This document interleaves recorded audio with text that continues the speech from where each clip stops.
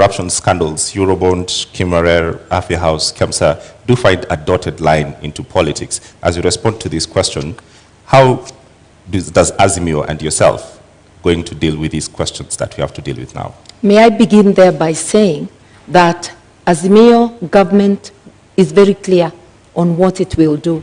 Both my captain and I have repeatedly said there will be no sacred cows. Anybody involved in corruption will face the law, irrespective of who they are. As for campaigning with public resources, that's a fabrication. What I know is that every presidential candidate is entitled to security. So there will be security apparatus, whether it is the Deputy President's campaign or the Right Honorable Raila Amolo Odinga. We mobilize our own meetings, using our candidates, using everybody. Anybody who attends, they attend on their own volition. Yes, there are some cabinet secretaries who have attended our meetings, but they have sometimes attended as a by the way. When they attend deliberately, it's of their own volition, and it's not because we need them to mobilize. Let nobody forget that there is no political operator who can mobilize more than the Right Honorable Raila Amolo Odinga. I also personally do not need help to mobilize. I've been in this game for 30 years. When Mr. Gachagua was still a DO, I was in politics. All right. You have a response to that? 1 minute rebuttal. Well, I have no rejoinder for that. My request is that it's about time we move to the real issues that the people of this country need to know. What is our plan? We have talked many issues, and that is a good thing. But the people of Kenya need to know, what does Rigathi Gachagua and William Ruto have for them?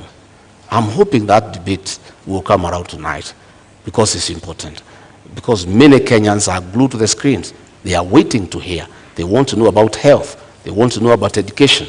The public service wants to know about their issues. The police service wants to know about their issues.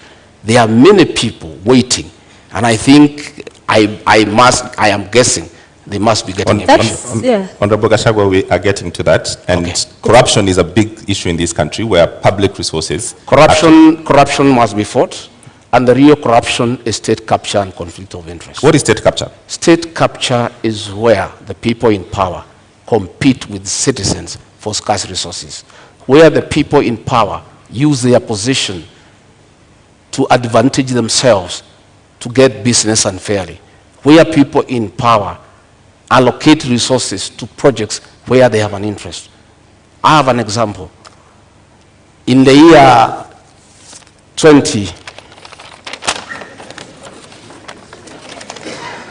I want to tell you what is state capture and conflict of interest. This is Gazette Notice Legal number 1112, dated 26th June 2019. In the exercise of powers conferred by Section 106 of the Stamp Duty Act, the Cabinet Secretary of the National Treasury and Planning, on the recommendation of the Cabinet Secretary for Lands and Physical Planning, directs that the instruments executed in respect of the transactions relating to the merger of NIC, PLC, and Commercial Bank of Africa shall be exempt from the provisions of the Act. By a single signature, these two companies owned by the first family were exempted from paying 350 million. These are rich banks who have made money from domestic borrowing. They have lent money to government. They are in Fuliza. The owners are the richest people in Kenya.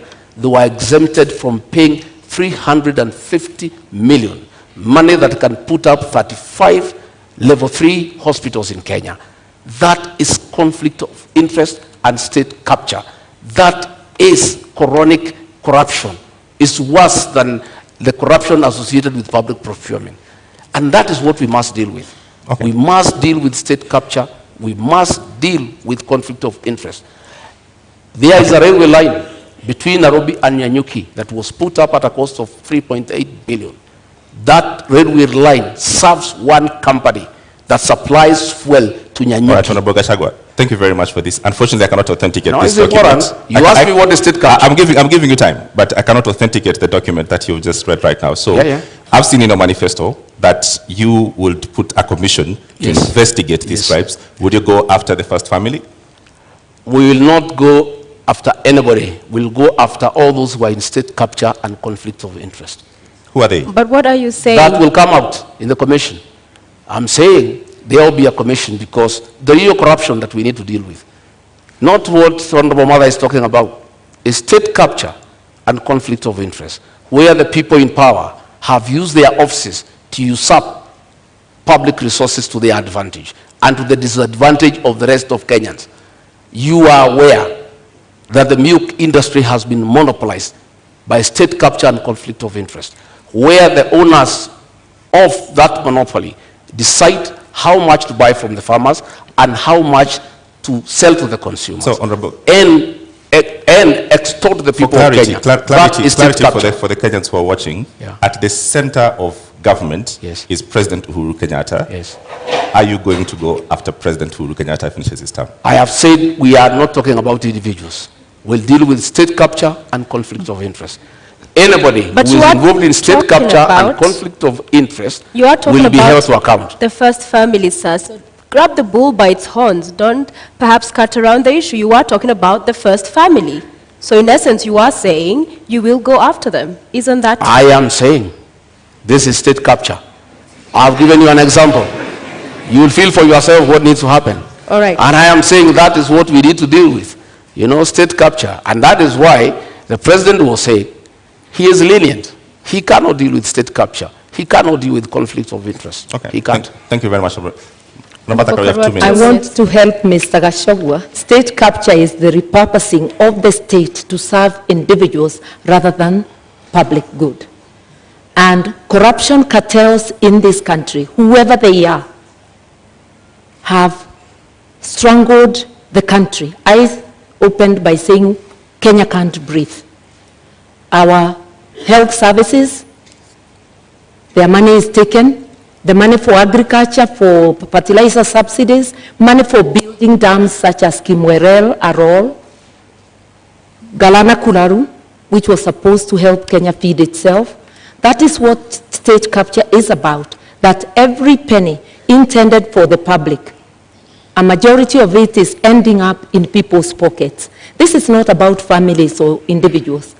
It's cartels, and cartels are organized people, gangs of criminals, because what they are doing is committing crime. And you don't need a commission to punish crime. You just need serious law enforcement. And if you find roadblocks, that cases are taking too long, then Parliament can be used to do its work, to consider proposals from the government, to pass laws that fast-track such cases. We all know that election petition cases take 6 months. Why can't corruption cases similarly take such a period? That is the debate that must go to the National Assembly. Mr. Gachagua serves in the National Assembly.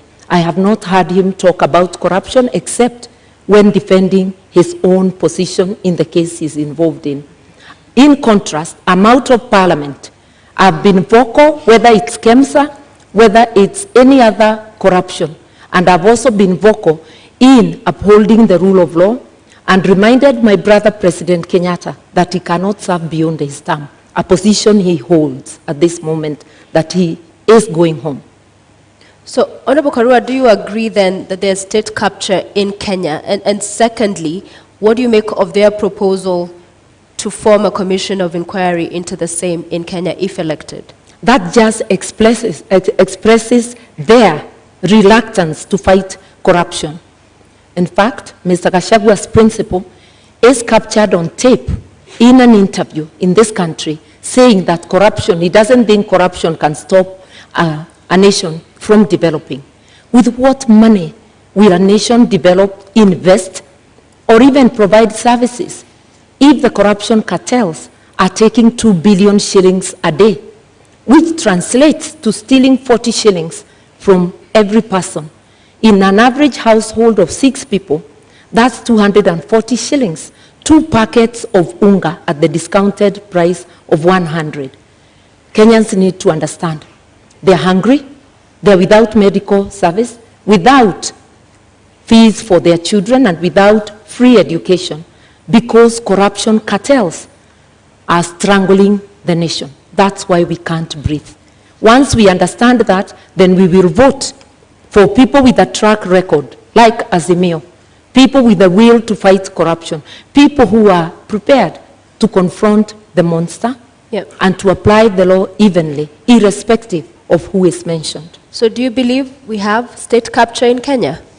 There is state capture, yes, by corruption cartels, organized criminal gangs who plunder our resources daily. 2 billion shillings a day, which is authenticated by the Auditor General, translates to 765 billion shillings. The amount of money we need for the social support is just 144 billion. The rest can be used to pay debt, to do other things. We intend to seal all those loopholes so that Kenyans can have advantage of their resources. Honorable Karua, the names of every corruption scandal, Kimarer, Kamsa, Eurobond, they're all government officials. Yes. How do you deal with that? That is where the state capture is coming. If you look at them, it's not about families, it's about individuals who choose. Because I keep saying, no mother has baptized their children the name corruption. It's a behavior an individual deliberately chooses. And state capture can even become a tool during elections, where empty promises are given to entice Kenyans to further surrender their sovereignty to corruption cartels. I'm urging Kenyans to look at the track record of each of the formations that are seeking the presidency of this country. I am confident that a reasonable look at the candidates present, as Kenyans will commend themselves to vote for Azimio. And Azimio will do the jobs, not because we are perfect, but because we have the best track record, and we do try and have tried before and done good work for Kenyans. All right, Honorable Gachagua, you have 2 minutes. I don't know.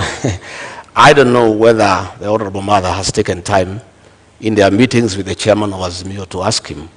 He said he is in charge of this country. He knows everything that goes on. Then he went ahead to say that 2 billion shillings is stolen daily. I don't know whether in her meetings with the chairman of Azimio, she has tried to find out from him who steals this 2 billion and why he has done nothing about it. In terms of fighting corruption, our manifesto is very clear. Our plan is sound and is in accordance with the Constitution. Our plan is to allow independent institutions that fight corruption to be really and truly independent by giving them that freedom and giving them resources and financial autonomy so that they receive instructions from nobody. On assuming government, we shall appoint the Inspector General of Police as the accounting officer of the National Police Service, so that himself and the DCI have independence to do what they need to do on fighting crime and corruption without having to take instructions from anybody. Because you know, this, it is said, he who pays a piper calls the tune. Why the Inspector General of Police and the DCI cannot fight corruption and crime, why they cannot operate the way the Constitution spells out, is because they are controlled from Harambee House, because that is where their money is. We shall give them financial autonomy. We shall operationalize the judiciary fund to allow our judges and magistrates to operate with financial autonomy so that they are free to do what they want to do, so that they can fast-track cases without having to look back. And of course, you know, President William Ruto, the new president of Kenya, God willing, we appoint the judges that were nominated by the Judicial Service Commission so that they can serve the people of Kenya. All right, Honorable Karua, do you agree that lack of independence in these institutions is the problem Kenyans are facing in the criminal justice system? The Constitution